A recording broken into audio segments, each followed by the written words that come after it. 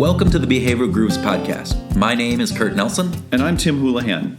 Each month, we interview our speakers from our Behavioral Grooves session in order to unlock insights into behavioral science and how we can apply them to work and life. By the way, the Behavioral Grooves session happens every third Thursday of the month in Minneapolis, so mark your calendars if you're going to be in town. This week, we got to talk with Professor James Heyman of the University of St. Thomas. James's research analyzes how individuals make judgments when they have only a small amount of information.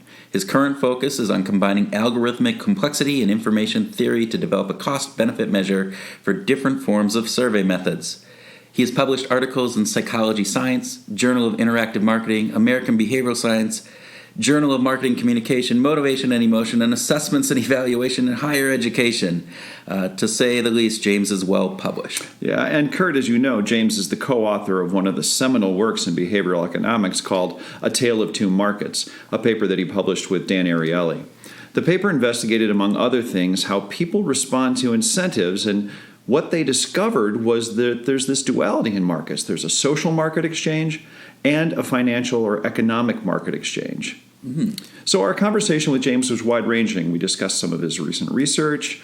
We talked a little bit about the tale of two markets. He reminisced about conversations that he's had with Dan and things that have stuck with him for over 15 years, as well as what he thinks about Richard Thaler winning the Nobel Prize. And remember, we also asked him what his theme song would be. So can't forget that. No, it was a great conversation and lots of fun. So we hope you enjoy listening to it as much as we enjoyed doing it. And without further ado, here is Dr. James Heyman. So, James, welcome. We're excited to have you here. All the fun stuff that we're going to be talking about tonight in the Behavioral Groove session. We get a little precursor of it here, as well as some other background. So just to start, tell us a little bit about your work and your background. Tell us a little bit about you. My background, right now I'm a professor of marketing at the University of St. Thomas. I focus on consumer behavior. I got there through the very typical route of being a math major, then being an engineer, being in the military for 11 years. Pretty much the way everybody else, yeah. That sounds exactly like the path of... I went to business school because I was let go from Ernst & Young and had a GMAT score that was pretty good, and discovered that PhD programs pay you to go rather than the other way around. So I guess economics works. That's the lesson there right there. So a math and military background, how do you think that impacts what you're doing today with the work that you do? I tend to take a very math-heavy approach to my work. That doesn't mean I do a lot of technical modeling. It provides metaphors. Okay. All right. I think that for all the social science, all the sciences, we're sitting in front of this window. There's only one world out there, and every science and social science is trying to describe it. And it's simply one take. And if we combine various perspectives, we should, whether you want to call it triangulation or convergent validity, we should get somewhere. So my metaphors, if you will, come from math and engineering. I just happen to apply them to, say, how people make decisions. Your language there, too, triangulation and everything else. Yeah, I'm hearing it already. Yeah, so do my students, which is not always the best thing, unfortunately. But you make sense out of a lot of behavioral things with math, right? Is that a fair statement? Yeah. Again, it's my language. Unfortunately, for example, I was meeting with a student yesterday trying to discuss career options, and I ended up drawing out a signal detection model for this. A signal detection model? Which is sort of a precursor to t-test, which she was familiar with. Okay. And so we got into, but we needed a little more of the logic underneath. And at first it was... You can't see it. My hands are going over my head. But by about 20, she goes, I got it. And it actually helped inform her decision. So whatever works, with my views, then it's applicable. I don't think I do. There is a field called mathematical psychology. I don't think I'm going to start a field called behavioral math. Good. To account for this. Good. Although maybe I should. Wasn't that Amos Tversky? Wasn't he? He was a mathematical psychologist. Yes, he was a mathematical psychologist. Yeah, so. he was brilliant on that. Yeah. So this is the other way. So if you suddenly study how people solve hard problems and they happen to be math problems, does that mean I do behavioral math? No, I study how people solve problems. Yeah, right. So tell us what you're working on right now. Anything fun, anything interesting from your perspective? There's two things. One with a project I've been talking to with Tim, in fact, about how do you incent a group to work together? Because every time you set up an incentive scheme or any set of rules, there's always a way to game it. I mean, that's the moral of all the financial regulations. No matter how strict you make it, you just make more cracks. And so we've talked about a variety of ways you can incent the group. You incent pay based on the worst person, the best person, the average person. Well, you can actually crank out a equilibrium for each of those. So there is an optimal logical amount of gun decking, of not doing the work. And that gives us a benchmark, and then you can test it on people. So that's the most behavioral thing. A lot of work I'm doing now is how people solve hard problems. Okay. For example, the two that I'm working on, one is how do people, I'm using, again, the problem involves how people rank things. Large sets. Normally, if any survey you've taken, it had maybe 6 or 7 things. Please rank these in order that you like. Right, we're talking 30, 40, 50 things. Now, I have no anticipation of ever running a survey with that. But it is a hard measurable task. I can quantify how much effort it should take. And then I can use that to develop a model, test people on the benchmark. So I get people's normative. And then I can start doing the conditions. So I don't have to take my findings and compare them to some abstract normative prediction. I can actually use human normative predictions. And what would you, so what is that used for? What are you trying to get from understanding the difficulty with ranking, and how is that thing going to be applied to something that we might be able to? The key is not ranking. The key is that it's a hard problem. Okay. The same thing, if you're familiar with the traveling salesman problem. No, tell us. It's a very hard math problem. It has to do with you have some cities that are certain miles apart, and you're trying to get a traveling salesman to connect 7 of the cities in the least miles possible. It's what's known as an O of NP problem, which isn't very interesting by itself. It just means it's because they won't call it a frickin' hard problem. and it turns the reason it's interesting is because there is no good algorithm to solve it. Okay. So you give this to people to do, and the optimal solution is simply keep randomly trying solutions until you find one. Is that the only way to approach it? That's it. That is the best way. Wow. There's algorithms to get close. And so the question is, when you give someone an impossible task, you actually are measuring their effort. You're measuring their cognition because there's no skill.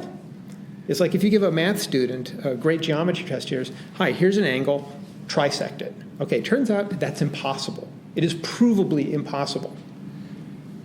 And so if you want to see how someone thinks about logic, thinks about their geometric proofs, don't give them something that they can look up or something that's been done 100 times before. Give them a unique task that they can't possibly already know the answer to. Why? Because it's impossible. So how people work on very, very hard tasks, so now we can back that out to, so now we could say, for example, choice behavior. Okay. What do people do when they have to make a large choice? And this is where you get to the JAM study. And that's one way of looking at it. Yeah, Sheena Iyengar's work. The famous JAM study of they back out, they stop, they do all sorts of things. This is another class of problems that as we understand how people do really, really hard. Okay, choosing from 40 jams is hard. Well, there's other things that we try to do as consumers, as decision makers, as policy makers, that are extremely hard. How do people do that? And so I abstract it to hard math problems. Why? Because that's my background. It's the language that you talk. Right, but the problem itself is not at all interesting any more than in most of the studies we look at. Well, who really cares how people do X? It's what you learn about their thought processes. So you choose the task that illuminates the cognition or the social interaction. Very few of these tasks that we ever talk about in economics, no one really cares about helping people buy jam. I mean, that's about the jam company. She doesn't. She doesn't even care. Smuckers cares. Yeah, but that's about it. Nobody else really cares about that too much. Well, no. So could this reveal something about heuristics and about the mental shortcuts that we exactly? take? But it starts highlighting what is the nature of them and how do you control them. So for the ranking one, it shows that people do take shortcuts. And you can measure them. It's really just the curvature of a curve. It's as it gets more convex, something's happening. And you say, well, people are giving up. They're using heuristics. That's like, oh no, well they just don't know how to do it. They can't differentiate going to the Bahamas and Bermuda for vacation. Okay, cool. Then why is it that when I leave a research assistant in there pretending to take notes, suddenly the subjects are doing much better? So it's hard to say it's a purely cognitive shortcoming when simply putting someone in the room going gets them to change it. So how much is social, how much is cognitive? And that balance, and I'd argue that balance, understanding that, because the best work in psychology really is at that cusp between those two fields. But you need a way to get those to interact. So if it happens to be rank these countries by how much you'd like to vacation there, again, I'm not shilling for a travel agency. It's just a task that I can use to put in both cognitive and social elements. It's interesting when you talk about that social element, because that's part of what the study that you did with Dan Ariely, right? Mm-hmm. The Tale of Two Markets. You brought in the social market into that economic one. You want to tell us a little bit about that and kind of, I know it was one of the... It's just it's the one that Tim talks about all the time. Look, I mean, the simplest version is I can give you an example from my current employment, which is, I should probably be pleading the fifth in all of it. Oh, what the heck. I've got 10-year near retirement, so whatever. So when I was there at St. Thomas for 10 years, the new president sent me, when I made 5 years, you got a catalog and a page, probably from Tim's company, old company, and it said, choose one of these things for your 5, congratulations for surviving 5 years here. Choose one of these things. I chose a carrot carrier, and we used it regularly, and it was great. A carrier? What?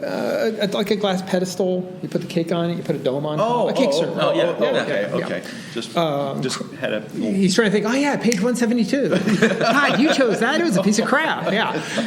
Anyway, so for my tenure, so now we have an accountant as the president of the university. I think it's relevant, maybe not, but it makes a good joke. So from her, I get, for my 10th year, a pre-written card. Okay. And in it is a gift card for $50 to the St. Thomas bookstore.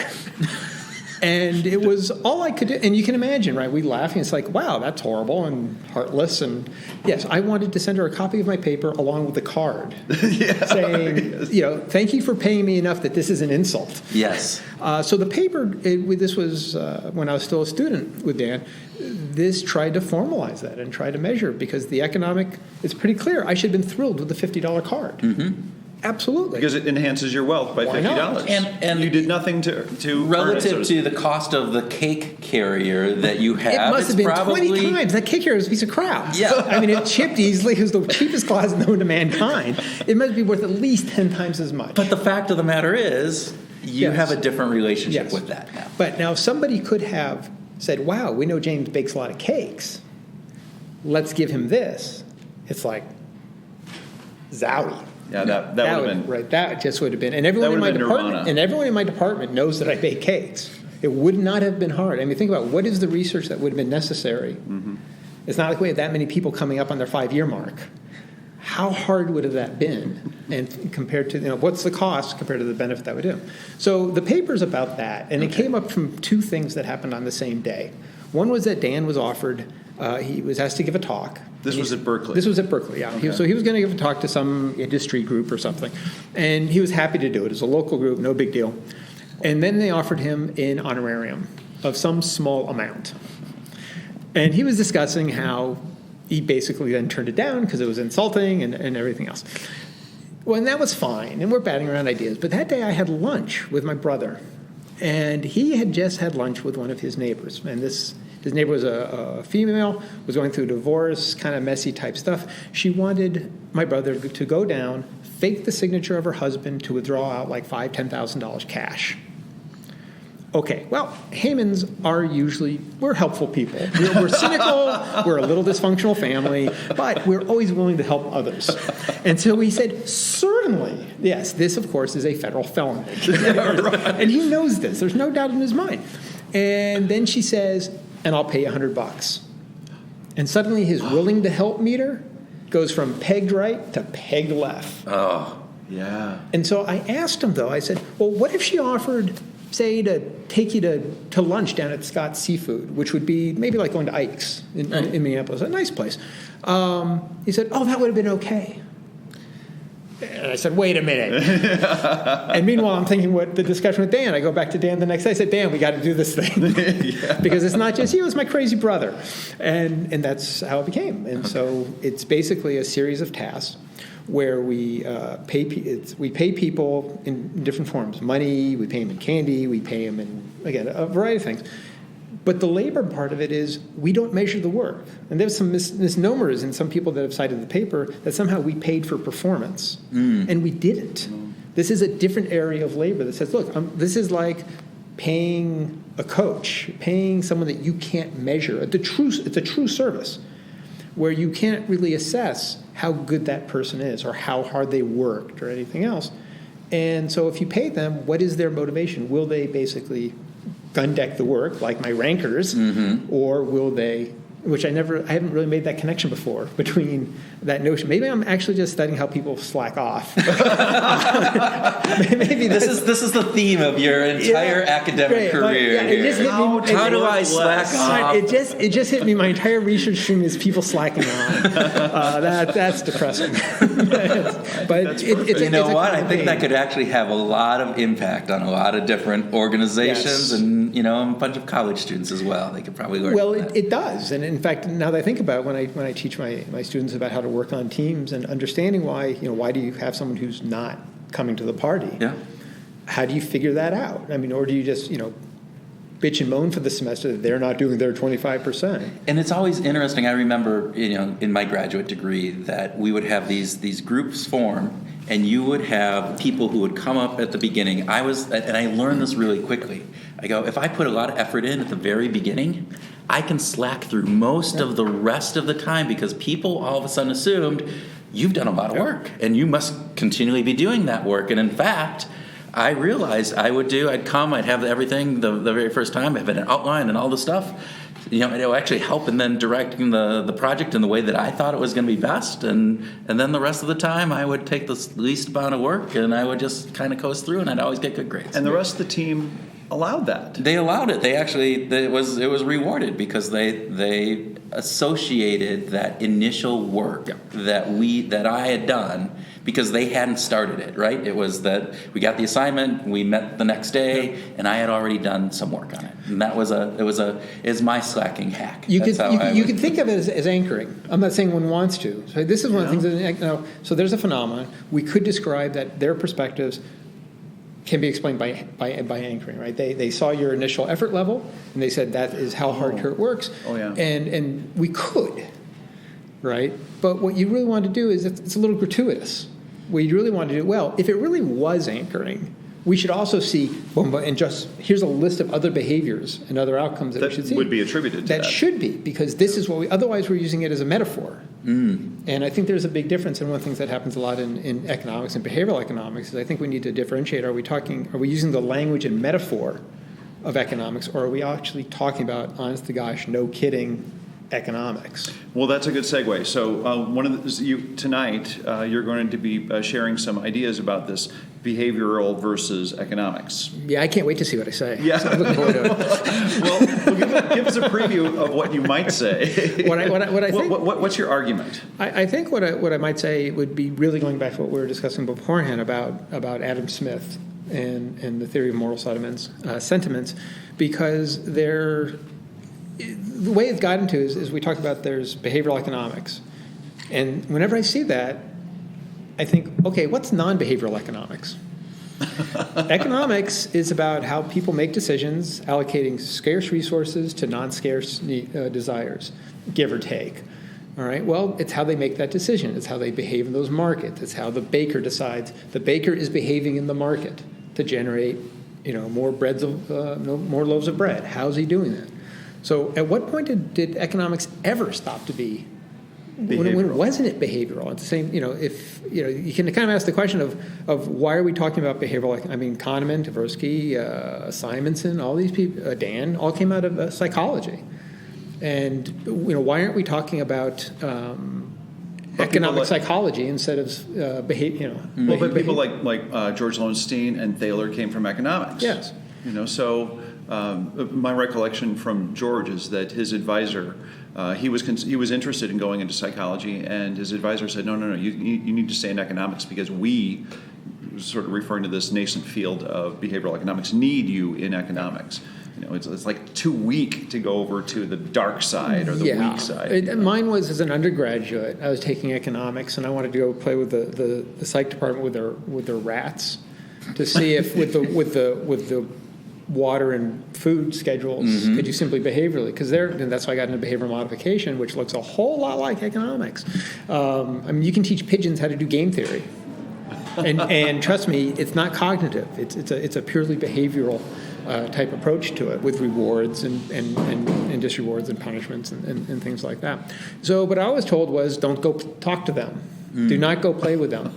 And in fact, I think it was about 10, 15 years ago, there was an article in the Journal of Undergraduate Economics Education, and the commentary was about, should we teach our students about behavioral economics? And the answer was no.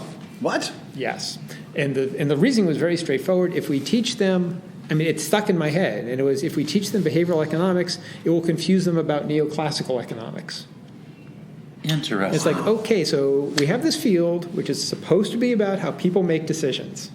But if we teach them, give them insight on how people actually make decisions, it will confuse them about the theory of how they make decisions. Wow. Well, and you brought up at the very beginning of this, you said, look, we have a window that we're looking out on, and it's a one world out there, and we're all trying to describe that world in some fashion. And the more ways that we can do that successfully and with some validity, that seems to me to be the way that you would want to be going, whether it's an economic field or a psychology field or sociology or any of those fields. So it seems kind of counterintuitive, again, which is one of the things that behavioral economics tends to focus in on. This one, labor markets may have a good step, because remember, we're talking about academia. Mm-hmm. So academia is set up by departments.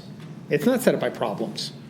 Oh, yeah. There's no problem of decision-making department, because that would include psychologists, it would include political scientists, it would include historians, it would include all sorts neurologists. of people. You could go all across. That would be fantastic. God, that would be great. Good You'd luck. be the Mayo Clinic of decision-making. Yeah, decision-making. You would get all of the experts around the patient of that problem. And it would be brilliant. How brilliant would that be? But that's not how it happens. That's not how professors are getting tenure. Berkeley right now has a fantastic behavioral program. When I got there, they said, you can do all the psychology stuff you want. Just kind of put a fig leaf of business on it or something, and you'll double your salary. Oh, yes. So if you start as an assistant professor, typically in psychology, you're looking about 50, 60 grand. You take that identical research, what we call up the hill, because at Berkeley, Tolman Hall, which is psychology, is at the bottom of the hill. Literally, it is right as you run out of campus. And Haas is up at the top of the hill by the football station. Where the business school is. Literally is at the top of the hill. So when you move up that hill, you double or triple your starting salary. Yes. Wow. Which doesn't really get to our world of, boy, wouldn't it be cool if we were the Mayo Clinic of decision-making? Yeah, and I just remember my MBA at the University of Iowa, it was the same thing. Yeah. You would go, business professors double the salary of any of your liberal arts, and economics fell under either the business school or liberal arts. They had two. And the same, so again, teaching probably very similar, if not the exact same courses. So that is a reality is an unfortunate reality. Which again, when we talk about economics, we talk about the world and the problems.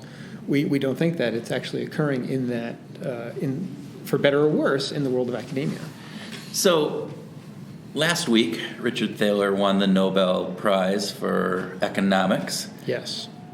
Thoughts on that, given what we're just talking about here? Wow, that's a really good one to take the fifth. I have a much better story of the first time I talked to Dick Thaler at Lance. Let's hear that story. So I was looking at graduate school. Actually, no, I was looking at going to graduate school for a PhD at all, and so I called him, and we chatted, and so there I was. Well, can I got Why do you just call Dick Thaler? Why would you call Dick Thaler? Well, I mean, because Steve Hoke said to. Oh, okay. Well, that's it doesn't help. It doesn't help. Yeah. Why did I call Steve Hoke? That seemed like a good idea at the time. Okay. Yeah. Because I was 39, not 21, and that's what adults do. Yeah. So I was talking to Dick, and I was on my patio. And we got to talking about Amazon. Okay. And he's going on how about this is a fantastic company. And he's talking about, because of the reviews and the social implications and and I'm not an overly social person in any number of ways. And so I said, I don't get how relying on the opinions of strangers is ever going to give them pricing power And he kept talking about, well, just, it's going to build this network, and they're going to read the reviews then, and they'll buy it there. I said, and that translates into pricing power? And I said, where at this point does Amazon raise their prices? How do they profit from this? And as we all know, they still aren't. Right? Most of their profits are from the web services. Right, but there's still what I think, and maybe I'm misconstruing what Dick was saying here, is that you get a stickiness with that, and so that you get customers coming back, and you get more traction with new customers. So I agree, there's probably not a pricing component within that, but if you're extending that market to a much broader base, does that have anything to go with it? Yeah, give or take until the antitrust people show up, right? So, that's always the big question, right? Yeah. And the big question is, okay, they're growing in revenue, growing in market share, and the $64 question is, okay, when do they turn that basically into rent seeking? And everyone's waiting. Mm-hmm. That's the shoe. And as soon as they go to try to do rent seeking to bag those profits, that's going to become an antitrust issue. Quite possibly. That's what rears the ugly head. But if you look at today, where are they making their profits? It's from AWS, which nobody predicted. Yeah, that's true. Nobody predicted 20 years ago that it was going to be from something called. So let's get back to the Thaler story. Okay. Where does the conversation go from this lack of consensus, shall we say? Well, he said I was crazy for going for a PhD, which is the same thing Steve said. So that's good. So pretty much all the advice was don't do this. No, it's good, and I got into Chicago, and unfortunately I wasn't able to attend there. But we talked a lot, and he said, and I had 1 week to submit my application. Because again, I was just talking. He goes, well, we have 1 week left. Maybe I can get him to extend it for you a little bit. And it was a little late to really put together a nice application package. But you did. You got accepted. The following year. Yeah. It's the following year. Got in. His work on... And then didn't go there. Then I didn't go there, yeah. You ended up at Berkeley. I mean, his work, I think the citation really focuses on his work on fairness and his work on nudging. Mm-hmm. And I look at that, and it's like, well, fairness isn't that odd if we go back to the original Adam Smith. And as far as nudging, that looks an awful lot like public policy. And I started thinking about Rob McCone, who was the first social psychologist to go work in a school like that. He was actually about a few years before Danny was. Yeah. So he's at the Goldman School at Berkeley, using social psychology. His area is in harm reduction, which is about the least sexy, most violent thing you could possibly deal with in public policy. Harm reduction. Right. This is like needle swap. We can't solve the big problem we want to solve, so we're going to try to reduce the harm. Okay. And so this is not a sexy field. No. This is not a pretty one. And so I look at the nudge, and it's like, I don't know. Economists traditionally, you don't judge the rationality of somebody's goals. You judge the rationality of the process they used to get there. You want to go take up a 50-mile run, knock yourself out. I think you're crazy, but I wouldn't say it's irrational. You train for it eating donuts and beer. That's irrational. I got to start thinking something is weird, because that violates various transitivity laws within the economic model. Yeah. And so I don't know. I think there's when I was at Berkeley, in fact, we sat around and were talking to Dan about who was going to win the prize. Yeah. And then obviously Danny, was going to be the early one. And then then you get, economists that are kind of using it. But, we were kind of betting on George Lowenstein. Yeah. So, it came down to George Lowenstein, Matt Rabin, and Dick Thaler. Okay. And I got to tell you, in the class vote, he came up third. How interesting. How interesting. Now, was this after? So when was this taking place? This was back in, about 2001, 2002. So before Nudge came out. Oh, yeah. Before that component of the work. This was that's pure really economics. Yep. And the notion is, who's going to get it? If you're taking behavioral things and changing the economic models, you're adding the coefficients, you're changing the exponents, you're including quantities that if we measure these, the equilibrium we predict is correct. That's Rabin and Lowenstein. Mm-hmm. Yeah. That's hardcore economics.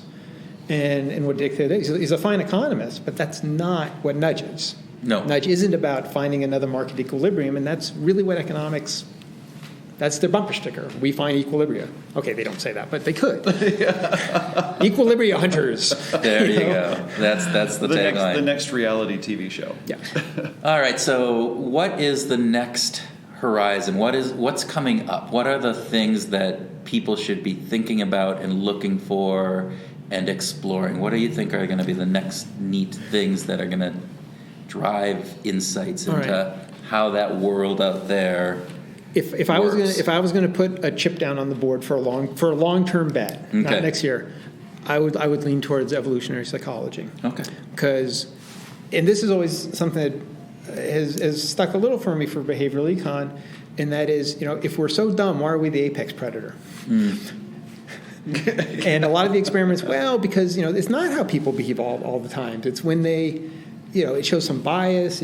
But generally we get through the day pretty well. So if we are doing these biases, the question is, or the heuristics or any other errors, why? What do we? Again, it gets back to the question: what are we gaining? What's the reason? What's the value of that component? Because obviously there's probably some value to that, or it's a what do they call that in evolutionary psychology? Where it's in evolutionary, where it's just a side byproduct of something that is. Right. It like has a name. A bifurcation? No, it's like your appendix. Yeah. But we can't keep saying everything we don't understand is an appendix, right? At some point, we're going to end up with a whole lot of appendices and not a lot of hearts and lungs. And so I think for probably a really bad metaphor there. But that's why I do engineering. Go back to the math. Go back to the math. Yes, exactly. But I think that's where the interesting is fine, we've shown it happens. We can document, we can make undergraduate dance and everything else. I think and we have implications, and that's fine. We kind of skipped over why is this working? And I think it's an interesting question. And I think as evolutionary psych, if I was I would take the speculative part of my portfolio, and that's where I'd put it on. Interesting. Yeah. Okay. So if you had to recommend 3 books for somebody who really wants to know, then we already know the book you're going to recommend to Tim. Yeah. What would be the 3 books? So look, one of them is going to be the hot parts of Wealth of Nations. So you go borrow someone else's copy, you hold it on its side, and you want to see where all the dirty marks are, because that's the part that people look at. This works for other types of literature as well, but you particularly want to, because the clean parts of Wealth of Nations are incredibly boring, unless you're into 18th century agriculture and mercantilism and learning about corn. So I think Wealth of Nations is a really good start. I would recommend. I like. The 2 systems. I'm blanking on the name though. The fast system. Thinking fast, thinking slow. Fast, Yeah, I like that because it covers the gist. I mean, whether or not there are 2 systems, I don't know. But it's a nice framing of it that I think makes it very accessible. And do you think that he gets a little bit into some evolutionary components within that? So there's that kind of probably why that's probably the part. The formal. Is it this? I think sometimes, you get a model out there and people take it very literally. It's like, there's going to be a different part of the brain. The whole, even the left side, right stuff isn't true. Yes. But people really want to but the people really want to glob onto that. I think, and for probably the most funnest readist would be anything written by Dan Ariely. Yeah.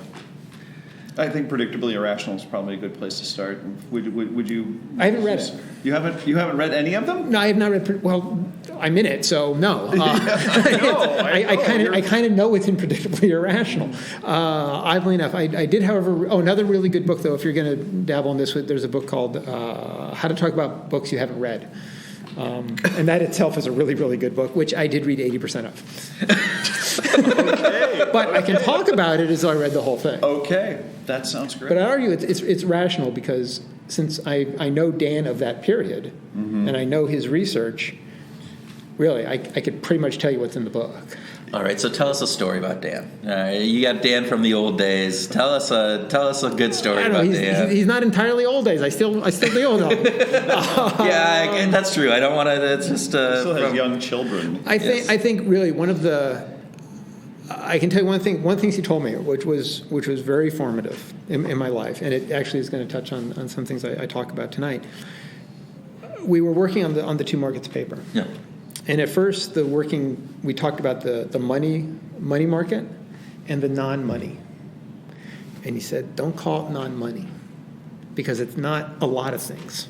And I thought about it, and I thought, it's non-elephants, it's non-fireplaces, it's non-what? And this notion of that I like about behavioral econ, the biggest thing I like about it is that instead of looking at what people don't do, fine, they don't behave according to some arbitrary economic rules. Let's look at what they do.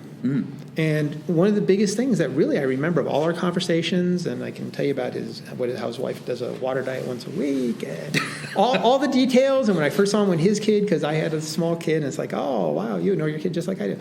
All these things I remember. But the one that really stands out on a regular basis is that notion of that non-money, bad name. Yeah. Well, it's not a descriptor, right? It's a descriptor of what it isn't. It's not a descriptor of what it is. So when we say someone does not follow is not rational, which is a great piece of marketing for economists because it's nonsense. It doesn't mean you're crazy. It doesn't mean you're an axe murderer. It means you don't follow these rules. You don't follow the rules that we had set. It's just this construct that we made. But if you don't play by our rules, you're irrational. That's fine, and it's great for the field to get started, and we can point at people and laugh, and it's a good time. But in terms of understanding what people do, we can't just keep doing what they don't do. And so really that little snippet, what's that, maybe a 15-second snippet of all the years I've known him, that is the thing that probably resonated the most for the longest. That's very interesting. All right, so we got to wrap this up. We're getting here, but a couple things. So this is Behavioral Grooves. There's a musical undertone with this whole thing. So if you had to pick a theme song, like when the batter comes up and they have that little theme song, what's your theme song? God. Yeah, okay. We finally got. I got one. I'd go with "Numb" by Linkin Park. Oh. Because in it talks about that I want to be me, not you, and this notion of trying to, again, for me, what I take that to mean is the you is not a person; it's that normative framework. I want to be understood as I am, and that's the point of behavior, not how I differ from that framework. Very interesting. Okay. James, thank you. I didn't know grooves referred to music. That's what really threw me. Yeah, well, you got the little icon that has an album. I just didn't hit me. I'm sorry. You're an old hippie. Is that what you're saying? It just didn't click. That was come on. If you were a young millennial, I might give it away and say, well, yeah, you don't know an album or a turntable is. No, I thought it was grooves like being cool. It has multiple layers. Yes, that's right. That's the one that and actually the piece that I'm thinking about from Behavioral Grooves is that we have these grooves that get built into our psyche, and we follow the same habits. And our last conversation, our routines, if they're strong or weak routines. So, all right. Thank you, James Heyman. Thank you so much for joining us today. We appreciate it. Thank you very much. All right. We're done. Good job. Cool. Never did anything like that. That was good. Seriously. Great.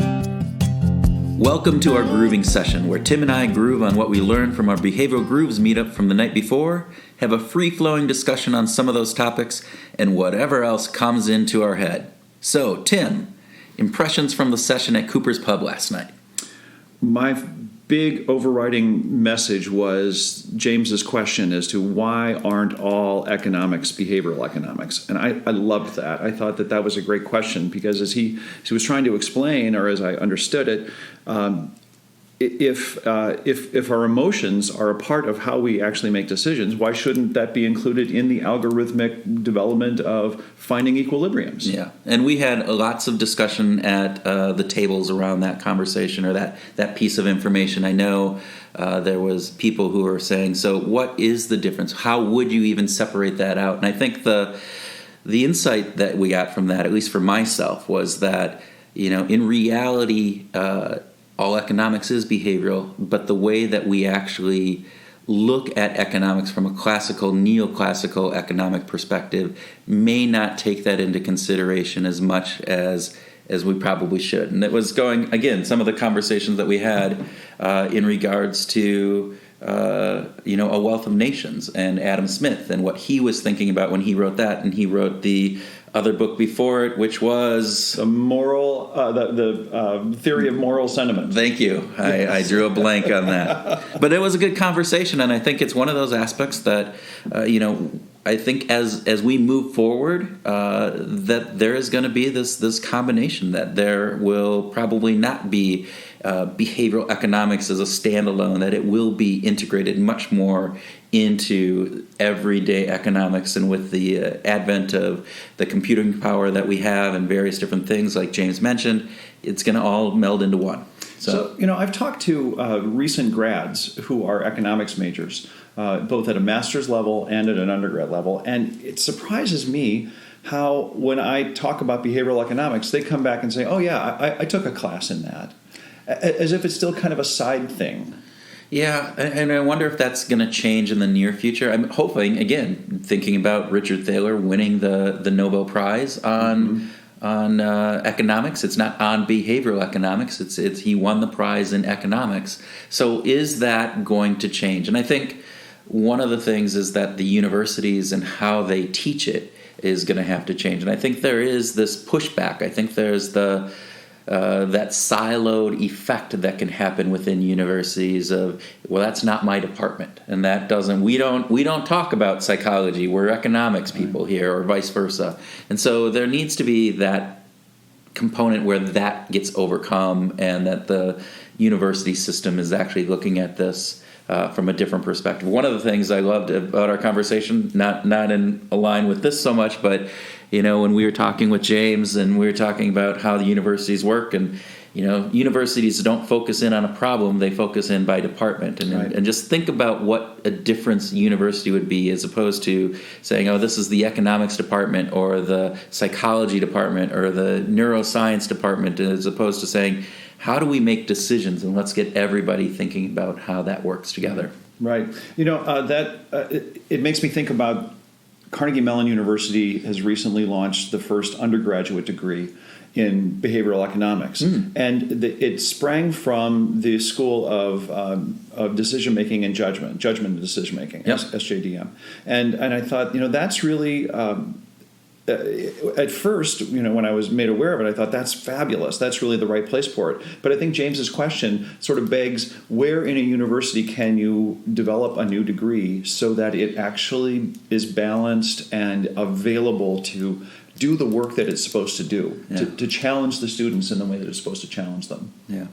And I think that, I did like that too, that, all economics is behavioral. So that's a good insight. You were also a fan of the discussion around the ultimatum game, right? Yes, I did. I like the ultimatum game. For those of you who may not be aware, the ultimatum game has a player A and a player B.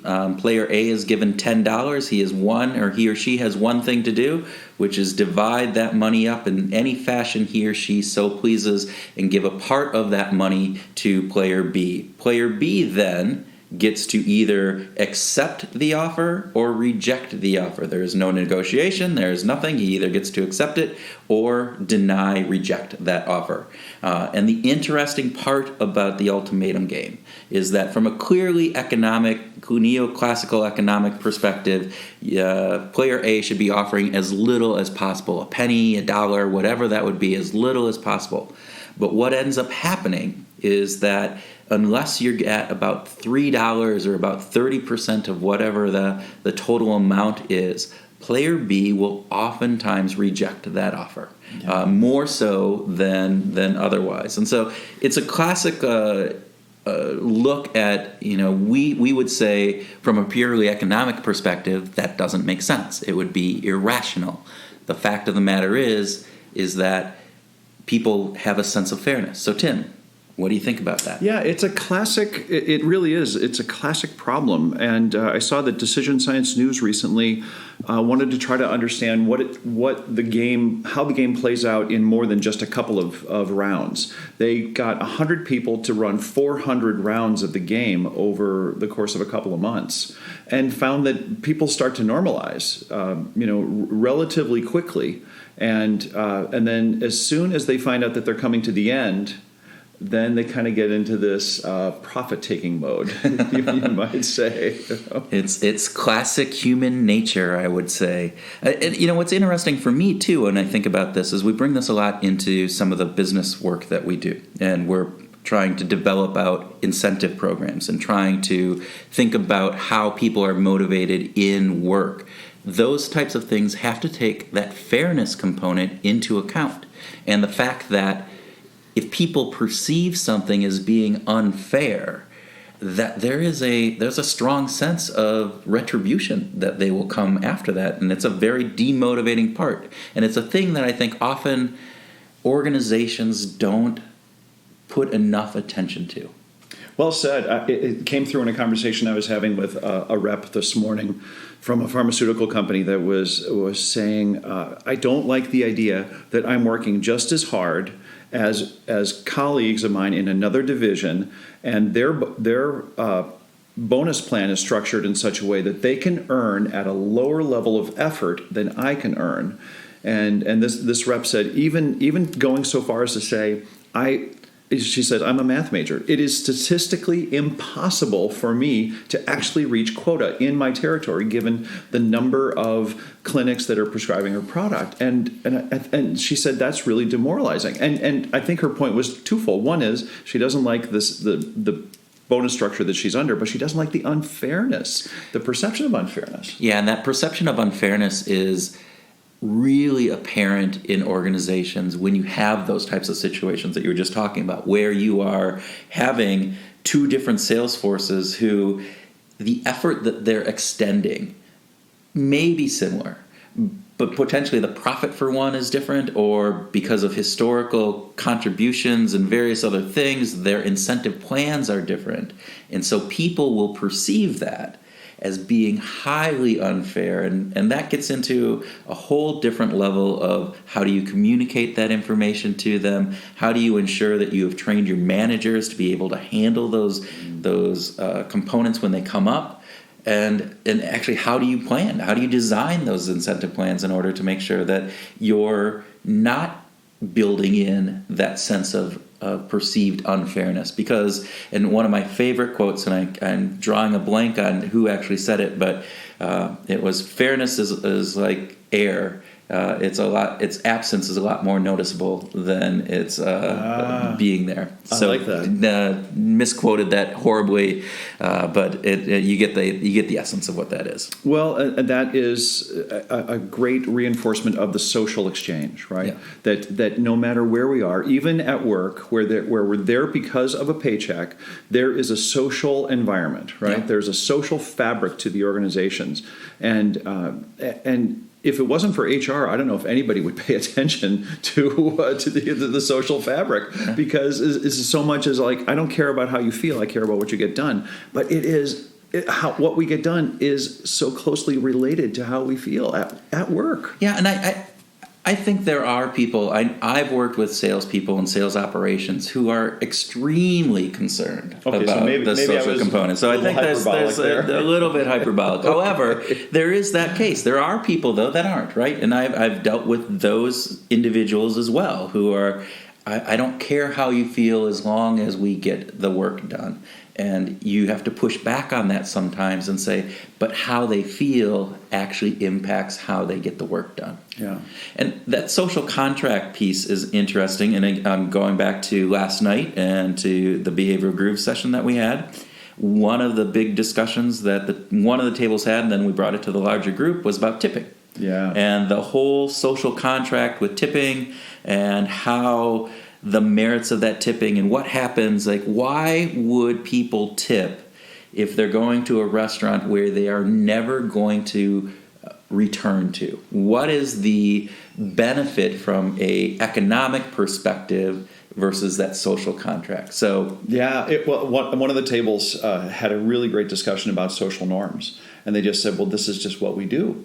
And culturally. So one of my favorite pieces, and we talked about this earlier, is we had a woman who's originally from England, and she said it was, people in London, the wait staff in London love it when they see an American come in because they just look at them and go, sucker. Because the Americans will tip more. The Americans will tip more. And it is. There's that element of, what is it? Is it culturally induced? Is it just because this has become the norm? And so even when we go, I mean, one of the conversations that we had is, so when we go to a place where tipping isn't the norm, there's that sense of guilt that you have of not tipping. Yeah, and we don't like that, right? That doesn't match up with our self-perception. It doesn't match up with our self-perception. I feel it. I know when we've gone to Europe and, we were in Denmark where they're saying, don't tip. And if you do tip, make sure that it's relatively small. And I just had a hard time on not adding in 15 to 20%. Wow. And then that leads it to a whole separate discussion that we had, which is I've seen recently in many of the taxis that they have the automatic tip come up after when you swipe your card, and that tip starts at 20%. Then it goes 20, 25, and 30. And how do you feel when you're in that cab? And we talked about this is because I have a backlash on that because I'm sitting there thinking, all right, you're not giving me this option. So they're using these behavioral cues and trying to anchor me in at a higher tip rate than what I would probably really want to do for something like that. Even if I was to give 20%, they're not giving me the option for 15%. Or 18% or 16% or anything else. And I would have to, I can, right? You can do that. You can opt out and do your own, but it's not one of the preset, so it gets into choice architecture. Another whole fun area of behavioral economics. Right. So in this case, for you, the choice architecture isn't working because if I understand you correctly, you get to the end of your ride with the cab driver, and you see 20% is the minimum, and that smacks against your social norm, against your comfort, right? Yeah, and I think that's exactly it. It smacks against that social norm. The social norm is tipping is 15 to 20. I'm old. That's kind of what it's been. It used to be 15. It's gone up to 20, and it's probably continuing to grow. But in that sense, at that point, I feel this little bit of rebellion to say, all right, well, no, I'm going to give you nothing now because you're trying to prompt me to do something more than what I think is the sociable norm that is out there. So choice architecture isn't just the be all end all answer to every problem with price. It has to be in the right context, and it needs to be used properly. Well, choice architecture, if done right, can be very helpful. Yeah. So I think what happened in those situations is they're trying to push that limit too much, and so it backfires. So speaking of rebellion, what did you think about Thaler winning the Nobel Prize in economics? So I was I think it lends some credibility to this whole area. And I think that there is, again, as we talked about earlier, hopefully there will be this convergence of economics and behavioral economics so it becomes not two separate components, that it is just one component in the end. And so I think from that perspective, I think it gets some recognition. I liked Richard's comment at one point. He said, I was a guest of Danny Kahneman's when he won, and he's now going to return that favor. And so to bring Danny back to Sweden, I thought that was just cool. A nice tribute to that history and the partnership that they've had over the years. So that is cool. I have to admit, I was I'm glad.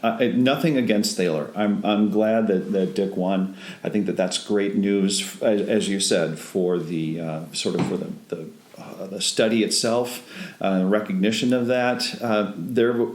There was this little inkling inside of me that wondered, is he getting it because of the publicity around stupid, inferences and social things like being in The Big Short, being in a movie, compared to George Lowenstein, who Dick Thaler dedicated his last book to George because of George's influence on the world of behavioral economics. Well, I think there's something to be said about, Nudge was a best-selling book.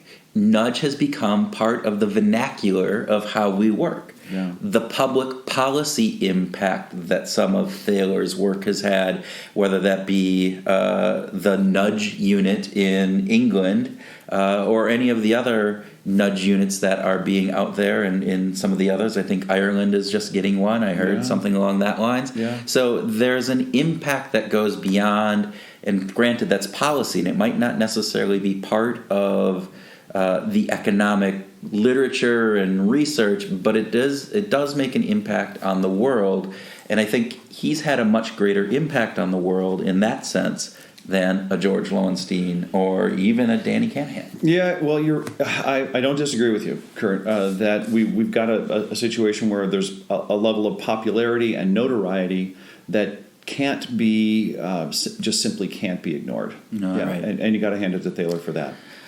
All right, well, I think that is probably more than enough for this podcast, but thank you, Tim. Thank you, James Heyman from last night. And hopefully everybody out there who's listening, this was enjoyable. If you are in Minneapolis on the third Thursday of a month, look us up. We'd love to have you join us in at our next behavioral group session. And without that, have a groovy time.